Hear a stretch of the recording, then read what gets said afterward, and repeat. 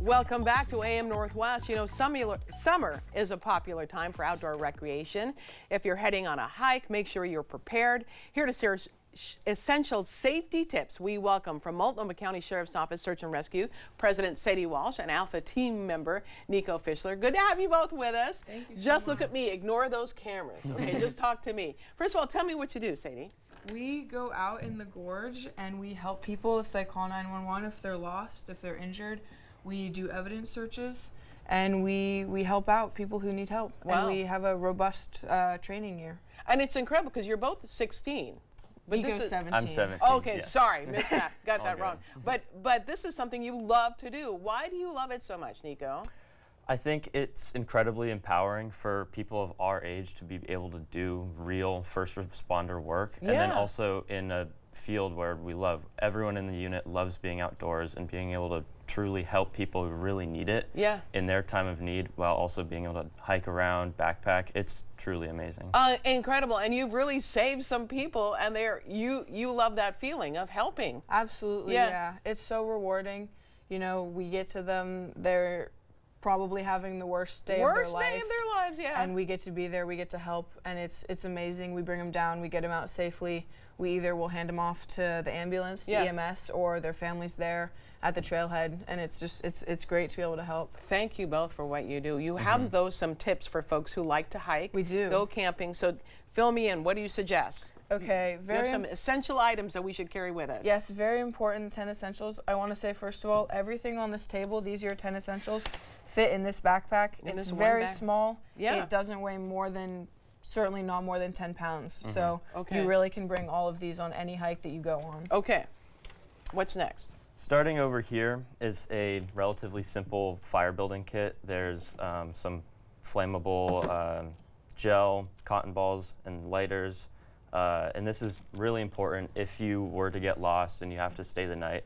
Being able to build a fire to keep yourself warm is incredibly important. Okay. Yep. And what are these in this? Like, oh, the matches. Yep. They're just matches. These are waterproof matches, which are Okay. super important. They're stormproof, so these are super great to have if you need. Sometimes your lighters won't work if it's wet or if you're at altitude. Right, makes sense. Okay, Yep. I see a water jug over there as well, which makes sense as well. Water is incredibly important, especially this time of year. Bring extra, bring much more than you need. Sure. Especially if you were to have to stay in one place for a while if you get lost.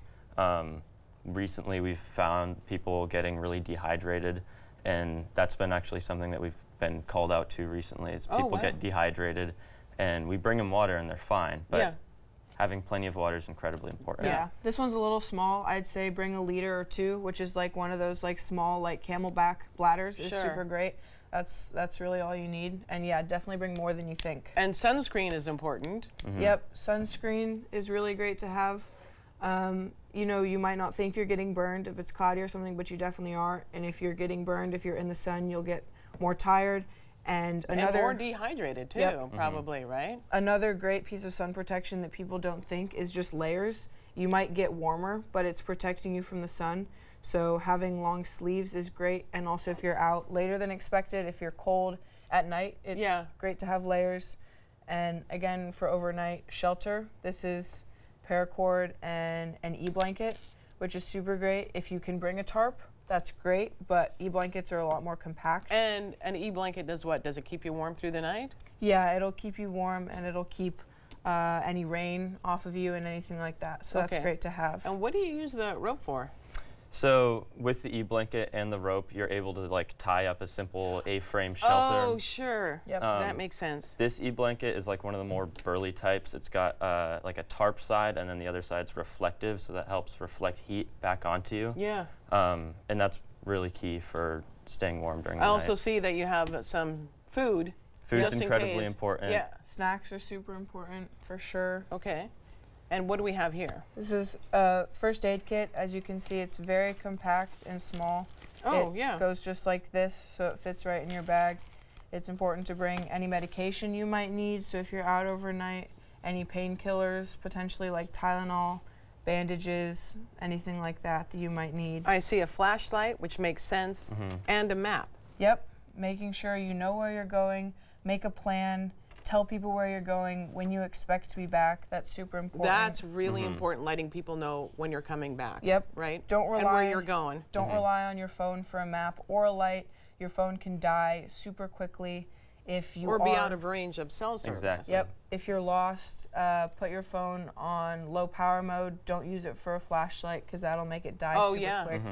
A knife, I understand, is a good Yep. idea too. Knife is a good idea in case you need that, and a whistle for signaling. If we're out there searching for you, oftentimes we'll use whistles. Yeah. So if you hear a loud whistle and you whistle back, that's a great way for us to know. Great, yeah. And then also a compass to go along with your map. Now, is you really guys are helpful. volunteers, right? And are you Yep. always looking for more young volunteers too? Yes, we are. Yep. We take each September a new class of trainees.